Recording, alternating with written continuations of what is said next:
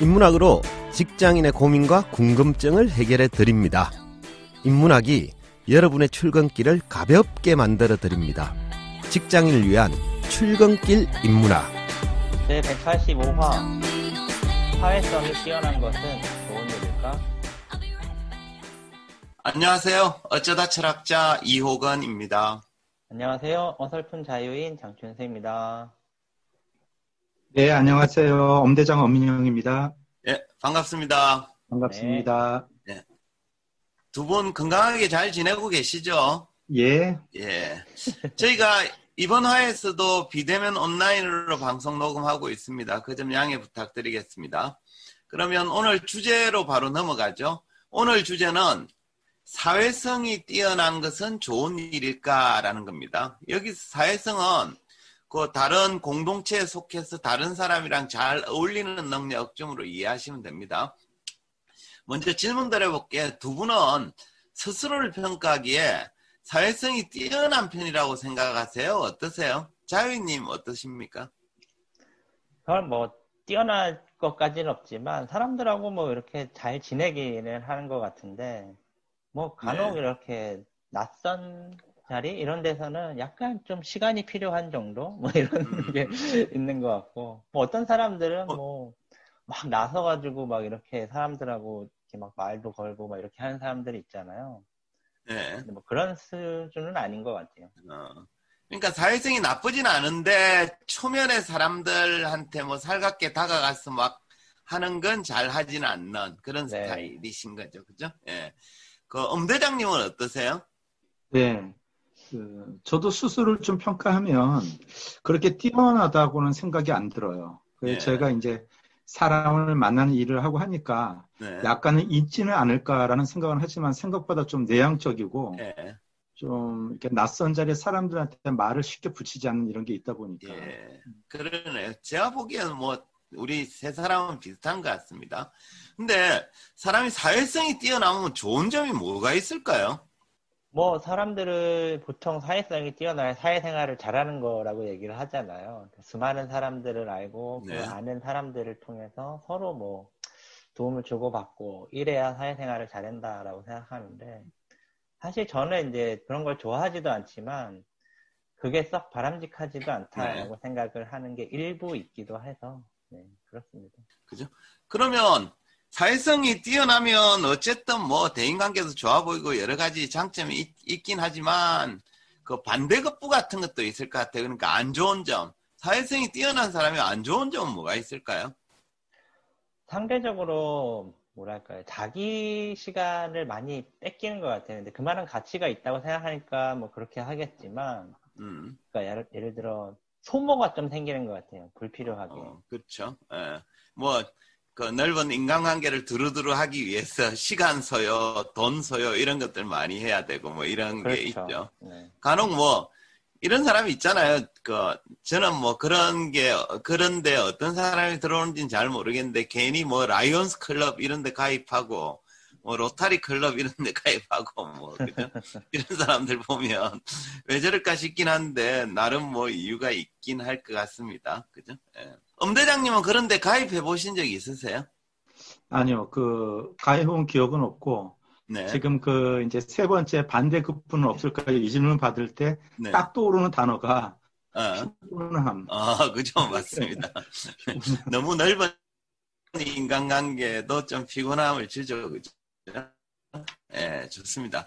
그래서 오늘은 사회성이 뛰어난 게 좋은 일일지 사회성이라는 주제로 이제 얘기를 좀 할까 하는데요.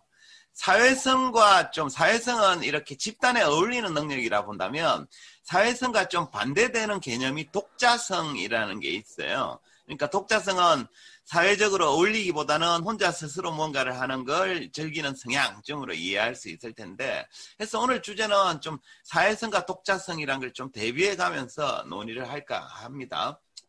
그 철학자 아리스토텔레스가 인간은 사회적 동물이라고 얘기를 했죠. 이게 이제 인간은 사회적 동물이다라가 정확히는 인간은 정치적 동물이다. 이런 표현에 해석의 문제이기도 한데 어쨌든 인간은 사회적 동물이다 보니까 기본적으로는 혼자서는 살아갈 수 없죠. 대부분은 특정한 공동체에 소속된 채 살아가게 됩니다. 그 과정에서 구성원 개개인은 공동체의 규범이나 질서를 따라야 하죠. 이처럼 공동체의 구성원으로서 자기가 속한 사회에 적응하는 능력을 사회성이라고 부릅니다.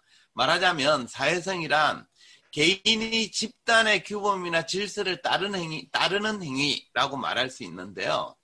만약 어떤 사람이 공동체에 속해 있음에도 불구하고 사회성이 부족해서 집단의 규범을 따르지 않으면 어떻게 될까요?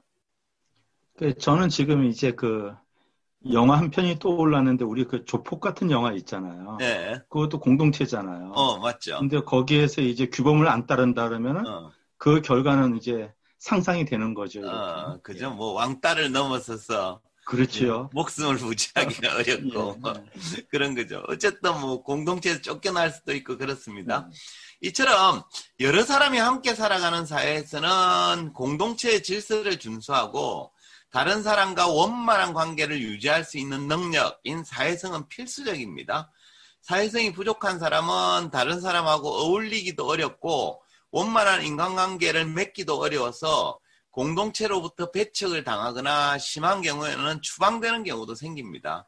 때문에 대부분의 부모는 자녀를 키울 때 어떻게 하면 사회성을 잘 기를 수 있을까를 고민을 하죠. 그 결과 어릴 때부터 뭐 유아원이나 유치원 등 공동체에 소속을 시켜서 자연스럽게 사회성을 익히게 만들죠. 그래야만 어른이 되었어도 다른 사람과 잘 어울리는 사회인으로 성장할 수 있기 때문입니다. 그렇지 않습니까? 그렇죠. 근데 이게 저도 이제 애들 진짜 어릴 때 네. 이런 것 때문에 한번 아내하고 싸우기도 했었는데 아이들이 정말 어린 한 3살, 4살 이때 어린이집을 보내야 된다는 거예요. 그래야 뭐 사회성도 커지고 뭐 이렇다는 거예요. 그래가지고 그때는 제가 얘는 지금 사회성이 필요한 나이가 아니라 부모의 사랑이 필요한 나이다. 이런 식의 논쟁을 한 적이 있는데 요즘은 사실은 모르겠어요. 이게 이제 보편화된 상황이다 보니까 그렇죠. 약간 좀 아쉬운 측면도 있어요. 그러니까 뭐 어쩔 수 없는 환경이라는 걸 몰라서 그런 건 아니지만 너무 어린 아이들이 정말 어린 나이에 사회성을 기른다는 명목하에 막 그런 이제 낯선 공간, 낯선 그런 환경에서 부딪히면서 살아가는 게 너무 빨리 하는 거 아닌가? 뭐 이런 생각도 좀 들기도 하고. 그렇죠. 또 애를 그렇게 내보내버려야 부모가 좀 편한 것도 있고. 네, 그렇죠. 또 맞벌이도 많고 하다 보니까. 저도 그 아이를 키워보니까 그 이제 공부를 뭐 못한다 이런 소리는 그냥 아무렇지 않게 들려요. 그건 어떻게 하면 되겠지라는 건데 뭐 우리 애가 잘 어울리지를 못해요. 이 얘기는 굉장히 더럽게 이렇게 그렇죠. 다가오더라고요. 그래서 요즘은 어쨌든 사람들이 부모가 자녀를 키울 때 사회성을 키워야 된다라는 게 마치 절대 진리인 양 이렇게 생각하고 행동을 하는 경향이 있죠. 그죠? 어쨌든 그래서 그런 것들이 이제 부모들이 고민하는 주제인데 사회성과 반대되는 개념은 앞서도 얘기했지만 독자성입니다. 독자성이란 자기만의 특유한 성질을 뜻하는데 공동체 구성원으로서 특성을 가지기보다는 자신만의 독자적인 색깔을 내는 걸 말합니다. 근데 통상 사람들은 사회성과 독자성 중에 어느 걸 더 중요하게 생각할까요? 사람마다 조금 다르긴 한데 전반적으로는 사회성을 강조하는 분위기인 것 같긴 해요. 그쵸, 그죠? 예. 왜 속담도 이런 게 있잖아요. 모난 돌이 정 맞는다. 뭐 이런 얘기처럼 사람들은 대체로 세상을 살아가는 데 있어서 독자성보다는 사회성을 더 중요하게 생각하는 경향이 있습니다.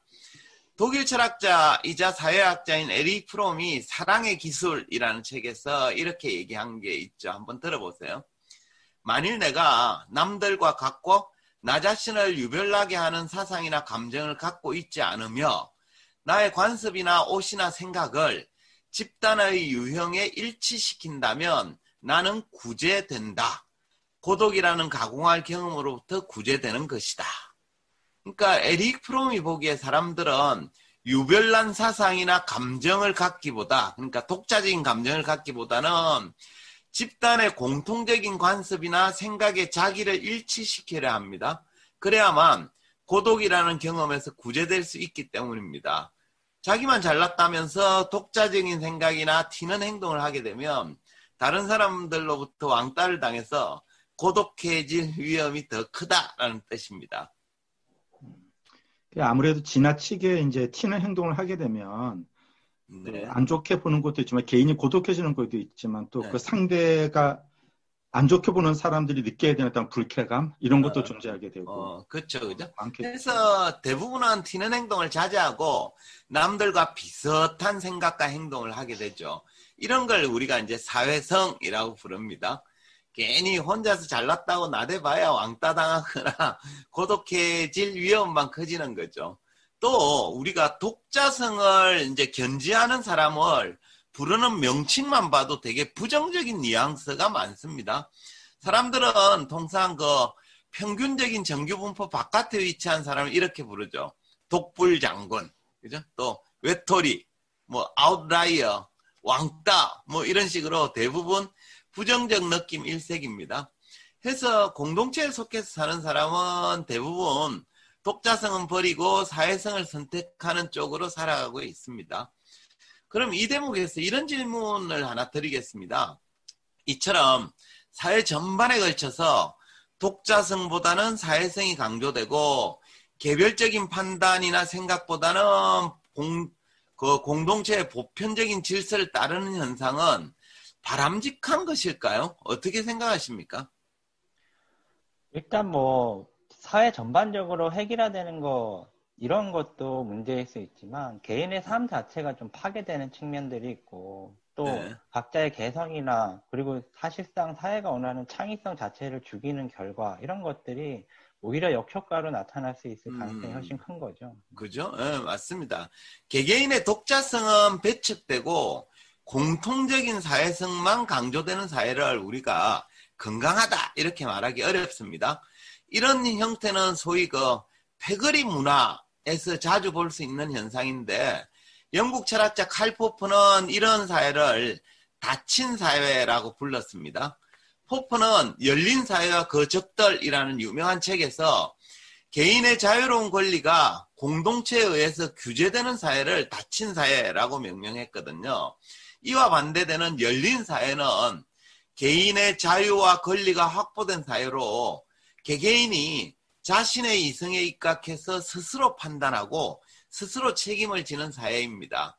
이때 자유란 다수의 의견에 휩쓸리지 않고 자신만의 생각과 판단을 선택할 수 있는 상태를 의미합니다. 그러니까 이제 우리가 닫힌 사회는 공통의 사회성이 강조되는 사회라면 열린 사회는 개개인의 독자성이 허용되는 사회라고 할 수 있겠는데요. 포프는 이렇게 얘기해요. 우리가 인간으로 남고자 한다면 오직 하나의 길, 열린 사회로의 길이 있을 뿐이다 라면서 개인의 독자성이 실현되는 사회가 더욱 바람직한 사회다 이렇게 주장을 했습니다. 네, 그 얘기를 들으면서 머릿속에 떠오르는 게 네. 북한하고 남한 사회를 얘기하는 것 같아요. 그래서 극단적인 획일성보다는 네. 개개인의 독자성이 허용되는 사회가 더 좋다는 이렇게 말로 그렇죠.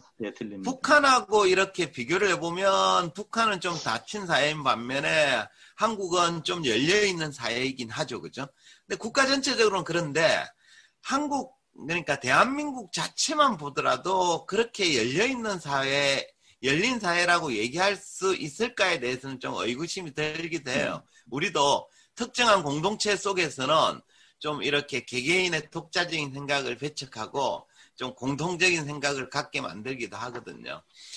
예, 그래서 어쨌든 집단적인 획일성보다는 개인적인 독자성이 허용되는 열린 사회가 더 좋고 이게 바로 민주주의의 원리이기도 합니다.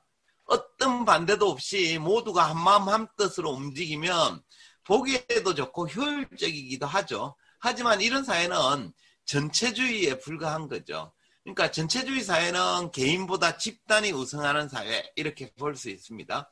따라서 그 전체주의에서는 사회 공통의 규범이 강조되고 개개인의 자유로운 의견이 제한됐죠. 그 결과 개인의 자유와 권리가 침해되는 경우가 많고 특히 좀 소수자를 억압하고 배제하는 결과를 낳기도 합니다. 제가 쉬운 예를 한번 들어볼게요. 저는 예전에 직장 생활할 때 뭐 이런 거 좀 비슷한 경험을 한 적이 있는데, 가령 어떤 회사에서 이제 회의를 하다가 식사 시간이 되었어요. 근데 회의도 안 끝나고 뭐 시간도 없고 이래서 그냥 식당에서 그 점심을 시켜 먹기로 했습니다. 이때 개인별로 이제 먹고 싶은 음식을 중국집에서 주문을 받는데, 받아보니까 짜장면 원하는 사람 2명, 짬뽕 1명, 김치찌개 2명, 라면에 김밥 2명 등등등 제각기 원하는 게 달라요. 이때 이제 팀장이 나서서 이렇게 얘기해요. 야, 뭐가 이렇게 복잡해? 전부 중국집으로 통일시켜 라고 얘기를 합니다. 이런 상황이라면 시간이 걸리더라도 개인별 메뉴를 각각 주문하는 게 좋을까요? 아니면 팀장 주장처럼 한 곳으로 통일하는 게 좋을까요? 아무래도 그 각자 먹고 싶은 걸 먹는 게 사실은 좋겠죠. 근데 네. 조금 전에 그 예를 들으셨는데, 뭐 저 같은 경우도 89년도에 조직에 들어가니까 네. 그 문화가 그랬던 것 같아요. 윗분이 등산 좋아하면 부서원 취미가 다 등산으로 바뀌더라고요. 그렇죠. 주말마다 끌려갔고. 예. 맞습니다. 개인의 자유와 권리를 보장한다는 측면에서 보면 앞서 경우에 시간이 조금 더 걸리더라도 개인별 선호 메뉴를 선택하는 게 보다 인간적이죠. 그쪽이 이제 우리가 열린 사회에 가깝다라고 보는데, 대신 뭐 회의 시간이 부족하다는 핑계로 중국집으로 통일을 하면 중국 음식 싫어하는 사람 입장에서는 되게 고통이 될 수 있잖아요. 그죠? 이처럼 모든 사람에게 공통적인 질서를 강조하면 누군가는 고통을 받을 수도 있습니다. 그러니까 이게 예전에 주로 그런 일들이 많긴 했었던 것 같은데, 네. 뭔가 이렇게 통일성, 공통적인 질서를 무조건 배제하는 거를 원하는 건 아니지만, 지켜야 될 것도 있지만, 모든 면에서 그렇게 한다는 게 문제인 것 같아요. 그렇죠. 군대가 그렇잖아요. 군대가 개인보다는 요즘 좀 많이 달라졌다고 합디다. 그죠? 근데 어쨌든 통일성을 강조하죠. 미국의 그 철학자 중에 주디스 버틀러라는 여성 철학자가 있는데, 그분이 윤리적 폭력 비판에서 이렇게 주장했습니다. 한번 들어보세요. 통일성에 기반한 집단적 에토스는 시대착오적이 될 수밖에 없으며, 보편성을 주장하는 순간 개별자의 권리는 무시하는 폭력으로 변한다.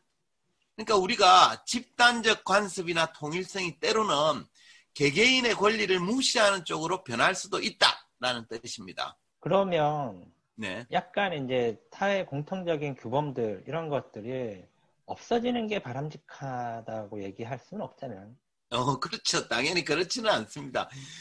우리가 국가나 사회 등 공동체를 이루고 사는 이상 어느 정도의 공통적인 규범이나 사회적 질서는 반드시 필요하죠.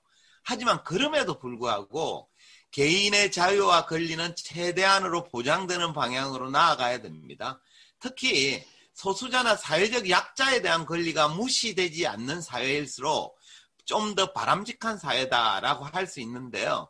그런 사회가 이제 우리가 앞서 얘기한 포프 얘기처럼 열린 사회로 나아가는 것이고, 그런 문화가 정착되어야 그 사회 구성원 개개인들이 진정한 인간으로 남을 수 있기 때문입니다. 아울러 개인들도 스스로 나의 독자성을 지키려고 좀 노력하는 것들이 필요해요. 특히 사회성을 따르느라고 자기 고유의 특성인 독자성을 사장시켜서는 곤란하겠습니다.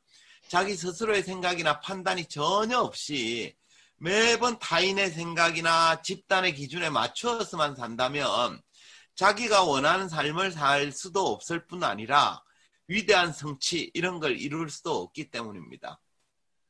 그런데 살아가면서 뭐 어떠한 이유든 상황 때문에 독자성을 갖는다라는 게 때로는 정말 힘든 것 같아요. 그래서 네, 그렇죠. 그렇다면 이제 이 사회에서 인간으로서의 존재감을 갖기 위한 독자성을 지키려면 좀 어떤 방법이 있을지. 예. 독일 철학자 하이데거가 이런 얘기를 했어요. 타인의 지배 아래 놓여 있는 일상 세계로부터 떨어져 나온 고독한 세계에서만 비로소 우리는 존재의 의미를 밝힐 수 있다. 그러니까 타인과 어울리는 세계보다는 홀로 떨어져 고독한 시간을 가져야 자기의 존재의 의미를 파악할 수 있다라는 뜻입니다. 그래서 우리가 집단과 떨어져서 홀로 있는 시간, 고독한 시간을 가져야 독자성도 개발할 수 있습니다. 이해되시나요? 때로는 집단과 좀 떨어져서 네. 고독한 시간을 가져라, 뭐 이렇게. 네, 맞습니다. 그러니까 내가 사회에 속해 있는 이상, 공동체에 속해 있는 이상 타인과 어울리는 시간을 안 가질 수는 없어요. 그죠? 근데 타인과 어울리는 시간이 자기 시간 전체를 커버해 버려서 혼자 있는 고독의 시간이 없으면 독자성이 길러지지가 않는다는 거죠. 그래서 타인과 어울릴 때 좀 혼자 떨어져 있는 고독한 시간을 가져야 됩니다. 우리나라 철학자 중에 박이문 선생이라는 분이 계신데요. 그분이 이런 얘기를 남겼습니다. 한번 들어보세요. 혼자만의 시간을 견뎌야 한다. 혼자만의 시간과 공간을 견딜 수 없는 이들로부터 위대한 창조적 업적을 기대할 수는 없다. 하이데거나 박이문 선생이나 두 분 다 혼자 있는 시간, 고독의 시간을 가지라라고 조언하고 있는 거죠. 우리가 혼자 있는 시간을 좀 힘겨워하거나 그걸 견디지 못해서 스스로 고독의 시간을 없애버린 사람들은 결코 새로운 걸 창조하거나 획기적인 발견을 이룰 수 없습니다. 그러니까 역사에 이름을 올린 위대한 성취나 창조적 업적은 예외 없이 집단적 사고를 거부했던 아웃라이어에 의해서 만들어졌어요. 그 결과 그들은 항상 혼자였고 고독했지만 그 고독의 시간 위에서 위대한 성취를 이룰 수 있었던 거죠. 그래서 위대한 성공을 이루고 싶은 분이라면 사회성에 집착하기보다는 독자성을 갖추기 위해 노력해야 되고 그러기 위해서는 혼자만의 시간을 견디고 즐길 줄 알아야 된다. 이런 말씀을 드리고 싶네요. 네. 우리는 흔히 사회성을 길러야 제대로 된 삶을 살 수 있다고 생각하는데 네. 개인의 그 독자성이 없는 상태에서의 사회성은 맹목적인 복종 같은 이런 비슷한 상태랑 비슷한 것 같아요. 예, 그렇죠. 계속 군대 생활하는 거랑 비슷한 예. 거죠. 그죠? 예. 어쨌든 사실 뭐 그런 것 같아요. 요새는 사실 이제 코로나 때문에 사회성이 뛰어났던 사람들도 사람들과의 만남 이런 횟수가 많이 줄어들었을 것 같은데 한편 또 뭐 이렇게 스마트폰, SNS 이런 것들을 더 많이 활용하면서 그렇게 된 것 같아요. 점점 사람들이 사람들과 함께 있다는 것에 너무 집착하고 혼자 있는 시간을 견디지 못하는 이런 사람들이 점점 많아진 것 같다라는 생각이 좀 드는데요. 그런 것 같아요. 그러니까 여기서 혼자 있는 시간이라는 건 사람들과의 물리적인 만남의 시간을 덜 가져라 이 얘기는 아닌 것 같아요. 만남에 혼자 방에 있다고 하더라도 결국에는 항상 타인의 시선을 의식하게 되면 결국에 혼자 있는 게 아닌 거거든요. 그래서 그렇죠. SNS 계속 하고 있으면 그건 혼자 있는 게 아닌 거지. 네. 그래서 혼자만 있는 시간을 가지라는 것은 뭔가 자기만의 사색의 시간 이런 것들을 좀 갖는 것 이런 것이 필요하지 않을까라는 생각도 들고요. 뭐 독자성, 사회성 이런 얘기를 했는데 어느 한쪽이 뭐 더 중요하다, 덜 중요하다라기보다는 균형을 갖는 게 좀 필요하지 않을까 싶습니다. 그렇죠. 맞습니다. 근데 이제 말씀하신 대로 양쪽 다 필요하죠. 양쪽 다 필요하고 균형을 잡는 게 필요한데 지금 현대인들의 대부분은 사회성은 좀 과잉이에요. 독자성은 너무 과소야. 그래서 지금 그저 그 균형을 갖는 건 맞는데 그 사회성보다는 독자성에 좀 더 신경을 써야 되는 환경이라고 볼 수 있겠고요. 또 제가 굳이 얘기를 하자면 좋은 사회성을 갖기 위해서는 평소에 독자성을 길러둔 사람이 집단에 가서 또 좋은 제대로 된 사회성을 발휘할 수 있어요. 그러니까 집단은 다양한 생각을 가진 사람들끼리 함께 모여서 상호작용을 하면서 시너지를 내는 공간인데 자기 생각이 없이 편승만 하는 사람은 그러니까 그 집단에도 사실 그냥 머릿수만 채우고 있는 거지 크게 도움이 안 되는 사람이죠. 그러니까 우중에 가깝죠. 우중. 그 우매한 대중에 가까운 거죠. 그래서 평소에 독자성을 좀 충분히 길러둔 사람이 이제 그 공동체나 사회에 나가서도 그 공동체에 도움이 될 수 있는 위치를 경험하기 때문에 더 좋은 것 같아요. 그래서 둘 다 필요하다는 자유님 말씀에 100% 동의를 하고 근데 어디에 좀 더 신경을 써야 되느냐 저는 오히려 독자성을 기르는데 신경을 써야 궁극적으로 균형이 갖춰진다. 이런 말씀을 좀 드리도록 하겠습니다. 그럼 마무리할까요? 마지막 한 줄평 시간인데 자유님이 한 줄평 해봐 주시겠습니까? 네. 사실 이 주제를 이렇게 하면서 제가 최근에 그 밀란 쿤데라의 농담이라는 소설을 읽었었거든요. 근데 네네. 거기에 나오는 뭐 전체적인 주제가 사실은 그런 어떤 사회주의 사회에서의 그런 어떤 정치적인 이념 이런 것들이 한 개인의 삶을 어느 정도까지 파괴할 수 있을까 이런 얘기들이 사실은 핵심 주제라고 보거든요. 예. 그런 그렇죠. 면에서 사실 요새 이제 그런 거와 관련된 생각을 굉장히 많이 하고 있었는데 마침 이런 주제가 잡혀서 괜히 이제 계속 생각이 나더라고요. 어쨌든 그래서 한 줄로 요약을 하면 이렇습니다.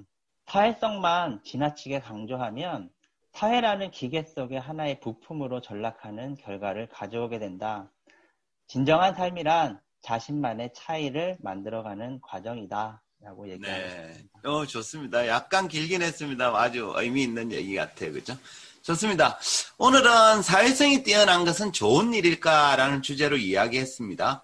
인간은 사회적 동물인 까닭에 사람은 누구나 사회성을 길러야 한다라고 생각합니다. 하지만 사회성과 반대되는 독자성이라는 개념도 중요합니다. 독자성이란 자기만의 특유한 성질을 나타내는데 그 공동체 구성원으로서의 특성보다는 자신만의 독자적인 색깔을 내는 걸 말합니다. 사람들은 대체로 세상을 살아가는 데 있어서 독자성보다 사회성을 더 중요하다고 생각합니다. 하지만 칼 포프의 주장처럼 개개인의 독자성은 배척되고 공통의 사회성만 강조되는 닫힌 사회는 건강하다고 말하기 어렵습니다. 개인의 자유와 권리가 확보되고 개개인이 자기의 이성에 입각해서 스스로 판단하고 책임지는 열린 사회가 보다 건강한 사회일 것입니다. 물론 우리가 공동체를 이루고 사는 이상 어느 정도의 공통의 규범이나 질서는 반드시 필요합니다. 하지만 그럼에도 개인의 자유와 권리는 최대한 보장되는 방향으로 나아가야 됩니다. 스스로의 생각이나 판단은 전혀 없이 매번 타인의 생각이나 집단의 기준에만 맞춰 산다면 자기만의 삶을 살 수도 없고 위대한 성취를 이룰 수도 없기 때문입니다. 또한 개인적으로 위대한 성공을 이루고 싶다면 사회성에 집착하기보다는 독자성을 갖추기 위해서 혼자만의 시간을 견디고 즐겨야 하겠습니다. 이것으로 직장인을 위한 출근길 인문학 제185화를 마치도록 하겠습니다. 저희는 다음 시간에 다시 찾아뵙겠습니다. 네, 감사합니다. 네, 감사합니다. 감사합니다.